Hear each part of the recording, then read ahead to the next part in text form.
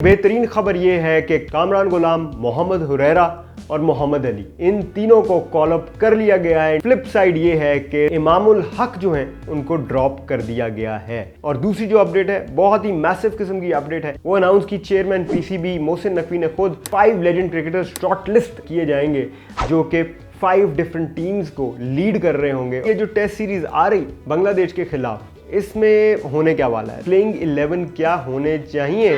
हाँ जी, तो पाकिस्तान क्रिकेट को लेके दो बेहतरीन किस्म की खबरें जो हैं वो आ चुकी हैं। एक खबर तो ये आ चुकी है कि पाकिस्तान वर्सेस बांग्लादेश जो टेस्ट सीरीज आने वाली है उसके लिए जो स्क्वाड है वो अनाउंस हो गया है, जिसने बहुत सारी कंफ्यूजन्स खत्म कर दी हैं। पहली कंफ्यूजन तो ये खत्म की है कि शाहीन शाह अफरीदी, बाबर आजम और मोहम्मद रिजवान, उन पे किसी किस्म का डिसिप्लिनरी एक्शन जो है वो नहीं लिया जा रहा है। र्यूमर्स फैले हुए थे, पता नहीं क्यों फैले हुए थे, समझ से बाहर थे कि डिसिप्लिन के ऊपर उनके ऊपर बात होगी। और ये भी बातें हो रही थी कि शाहीन शाह अफरीदी पे बैन लगा दिया जाएगा। भाई हो जाता है यार। पहले भी मैंने आपको एक बार ये बताया था कि जब आप ट्रेनिंग सेशंस में हो तो ऊंच नीच हो जाती है यार। वो मौके पे, जैसे सलमान भट्ट ने बोला कि मौके पे एक्शन लेना बनता है। टूर्नामेंट खत्म होने के 2 महीने बाद आप एक्शन किस चीज पे लोगे? मौके पे बात हुई, रफा दफा हुई, अपोलोजाइज हुआ, कहानी खत्म। इसी से रिलेटेड एक बेहतरीन खबर ये है कि कामरान गुलाम, मोहम्मद हुरैरा और मोहम्मद अली, इन तीनों को कॉल अप कर लिया गया है। इंटरनेशनल कॉल अप है जी। और अगर गेम मिल गई इन मैचेस में तो डेब्यू होगा इन लड़कों का।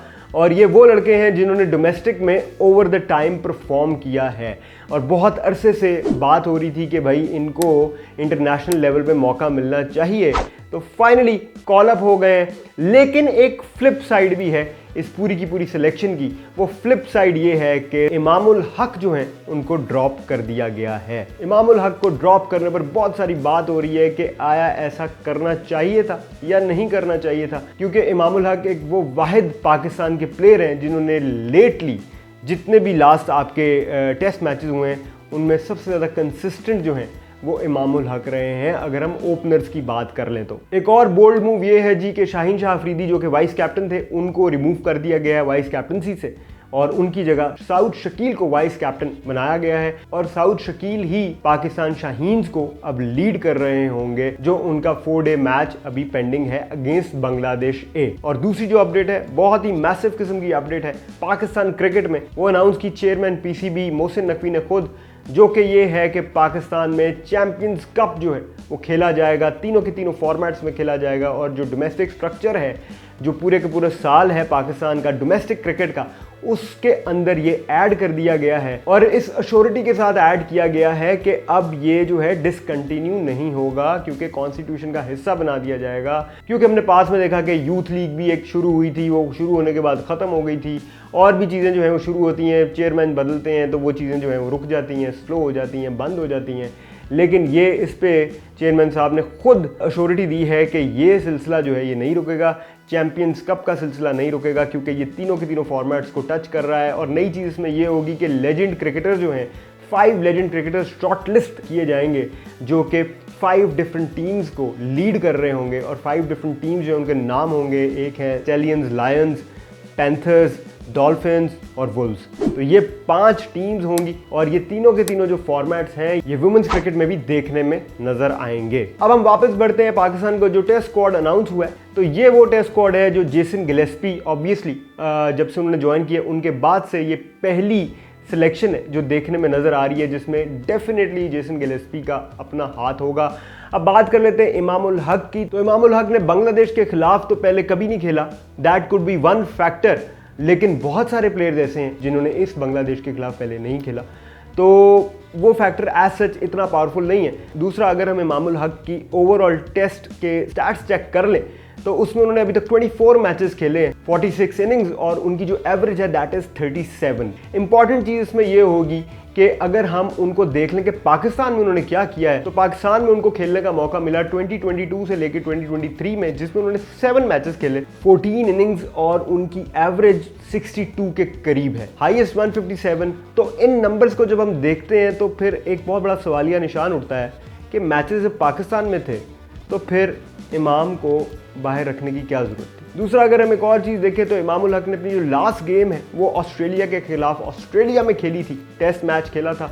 और उसके बाद से T20 के मामला शुरू हो गए थे, फिर T20 वर्ल्ड कप भी आ गया था। तो इमामुल हक बहुत देर से एक रेस्ट पीरियड में भी थे। अब इस सीरीज़ में जब वो नहीं होंगे तो उनका मज़ीद जो रेस्ट है वो कंटिन्यूड रहेगा, जो कि ऑब्वियसली कहीं ना कहीं उनकी गेम को ख़राब भी कर सकता है, क्योंकि जाहिर है कॉन्फिडेंस वो वाला नहीं होगा कि जी एक आप इंटरनेशनल टीम के प्राइम प्लेयर्स में से एक अब नहीं रहे, तो that could definitely effect his game.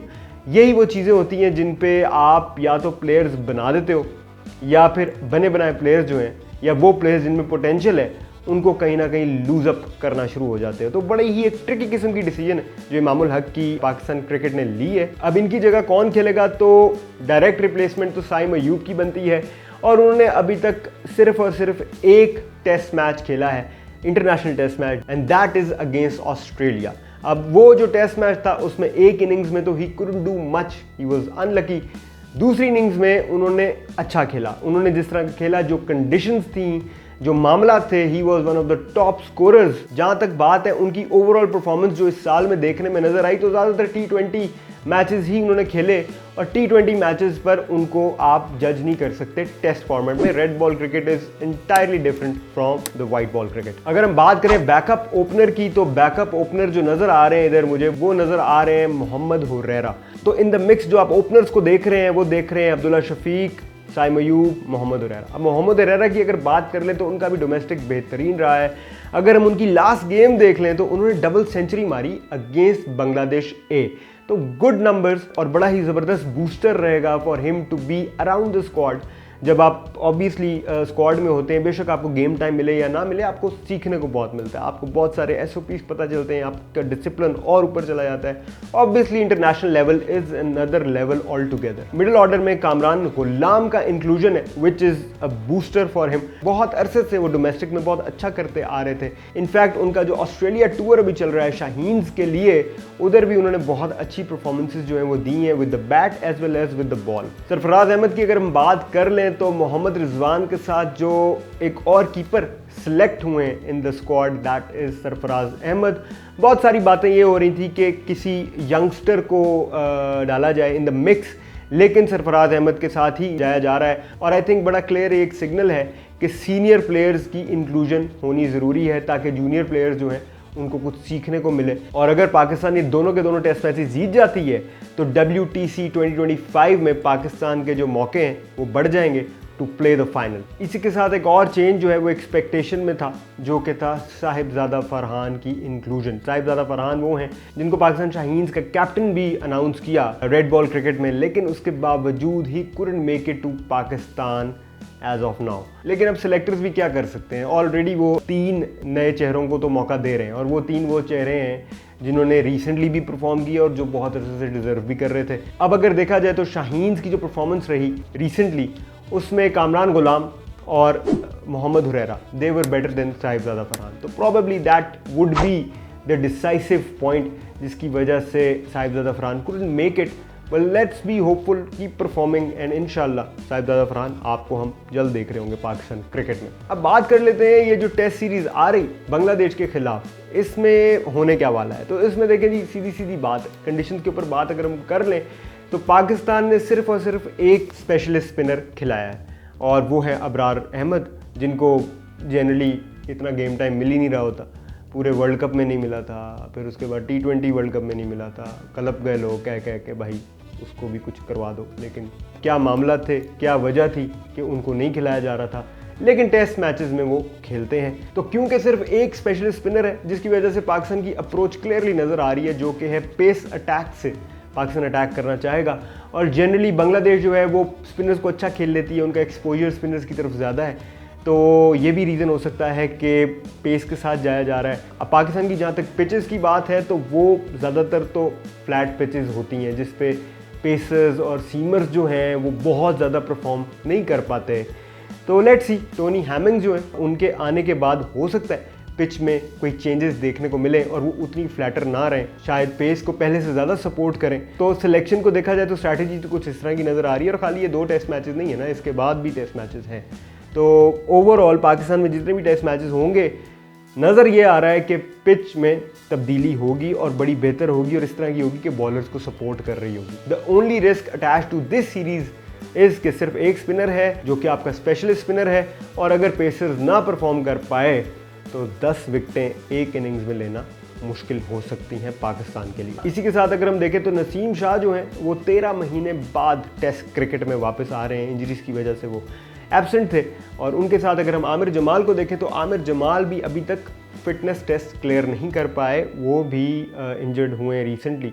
तो हाउ थिंग्स रोल आउट ये तो वक्त ही बताएगा। अब हम बात कर लेते हैं कि प्लेइंग 11 क्या होने चाहिए इसी स्क्वाड में से। तो मैं अपनी प्लेइंग 11 आपके सामने रखता हूं। तो मेरी नज़र में ओपनिंग जो है अब्दुल्ला शफीक करेंगे, अब्दुल्ला शफीक के साथ आएंगे साइम अयूब। उसके बाद हम देख रहे होंगे शान मसूद को। शान मसूद के बाद नंबर 4 पे हम देख रहे होंगे बाबर आजम को। नंबर 5 जो है वो मेरा ख्याल है कि खेलेंगे सऊद शकील, वाइस कैप्टन भी हैं अब तो। और नंबर 6 पे हम देख रहे होंगे आइदर रिजवान और Sarfaraz, most probably Mohammad Rizwan. Number 7 पे सलमान अली आगा या कामरान गुलाम, इन दोनों में से कोई भी नंबर 7 बना सकते हैं, वो deserving obviously Salman Ali Agha. Number 8 पे आमिर जमाल, नंबर 9 पे शाहीन शाह अफरीदी, नंबर 10 मोहम्मद अली, तो उनको डेब्यू जो है वो करा दिया जाए। और नंबर 11 पे आ जाते हैं आपके Abrar Ahmed, the only front line spinner that you have. Naseem Shah, Mir Hamza, Khurram Shahzad and Mohammad Huraira, ये 4 लोग जो हैं ये रोटेशन में अगर सेकंड मैच खेल लें तो बेहतरीन हो सकता है। तो ये है जी मेरी प्लेइंग 11 जो कि पहले मैच के लिए। और obviously I am a big fan of rotation policy. Players सारे के सारे बेहतरीन हैं, मुझे ही बेहतर लग रहे थे। आपके ख्याल से क्या प्लेइंग 11 होनी चाहिए, आप हमारे साथ शेयर करें। और आपको चैंपियंस कप का आइडिया कैसा लगा ये भी हमारे साथ शेयर करें। And yes, one more thing, Imamul Haq को ड्रॉप करना चाहिए था या नहीं करना चाहिए था, आप अपनी राय से हमें आगाह करें। मिलते हैं बहुत जल्द एक और क्रिकेट स्टोरी के साथ। खुदा हाफिज़।